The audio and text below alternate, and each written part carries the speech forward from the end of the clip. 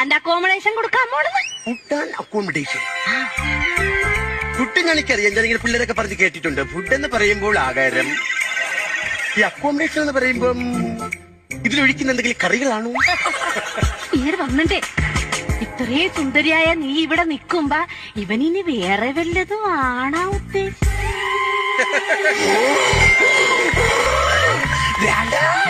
ഞാൻ കോളേജിൽ പഠിക്കുന്ന സമയത്ത് റോഡുകളിലൂടെ നടന്നു പോകുമ്പോ ചെറുപ്പക്കാരന്റെ മുഖത്ത് നോക്കും, പക്ഷെ നോ അക്കോമഡേഷൻ.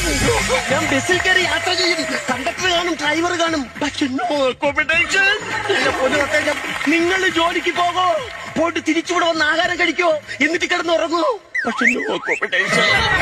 എന്റെ കുടുംബത്തില് എന്റെ അച്ഛനുണ്ട്, എന്റെ ആങ്ങളമാരുണ്ട്, എല്ലാവരും ജോലിക്ക് പോകും, തിരിച്ചു വരും, പക്ഷേ നോ അക്കോമഡേഷൻ. എന്നിട്ട് ഇവന്മാരെല്ലാം ജോലിക്ക് പോയിട്ട് വന്നിട്ട് കാട്ടിലാണ് കിടന്നുറങ്ങുന്നത്. മനസ്സിലായില്ല? ഇടി അക്കോമഡേഷൻ എന്ന് പറഞ്ഞാൽ താമസ സൗകര്യം ഒരുക്കുന്നെന്നാണ്. My mistake.